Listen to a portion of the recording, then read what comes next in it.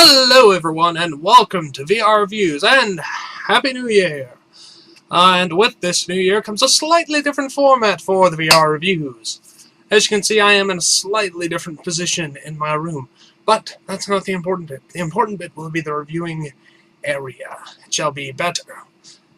More visibility will be available, and it shall be more crisp and professional looking, hopefully, and all that kind of stuff. But that's not something you want to hear about. You want to know what's being reviewed, don't you? Yes. And if you didn't read the title somehow, then today we'll be reviewing the Marvel Legends Build-A-Figure Terrax.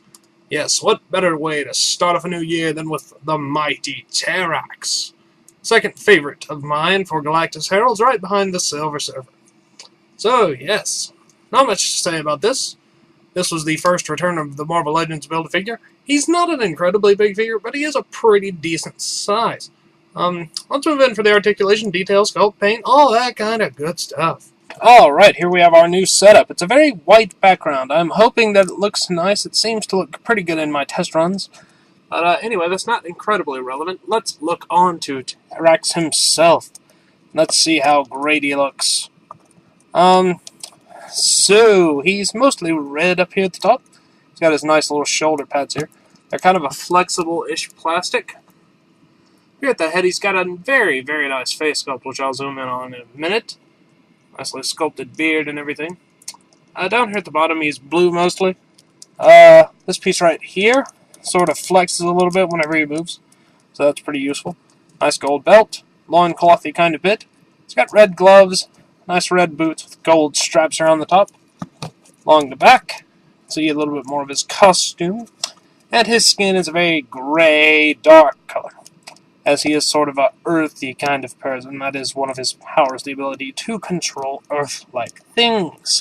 Alright, let's zoom in on some of those finer details for Terrax. Alright, looking here at Terrax's head sculpt, you can see that it's very, very nice looking.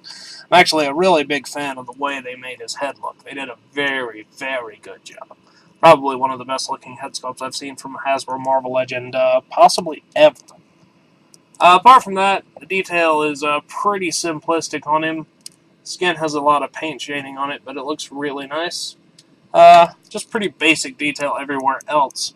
Let's move out and look at his articulation. Alright, articulation-wise, Terrax is definitely on par with the newer sort of Marvel Legends. His head will go up and down, side to side. It doesn't go back too far, but it definitely goes down very well. And will rotate all the way around. Shoulders are on nice ball joints. In and out, side to side. Nice bicep cut. Single joint elbows, but they've been pretty decently. He has a cut and hinge wrist, which is one of my favorite kinds of ways to do wrist joints. He has a nice ab joint there, which is much better than diaphragm joints, and a waist cut.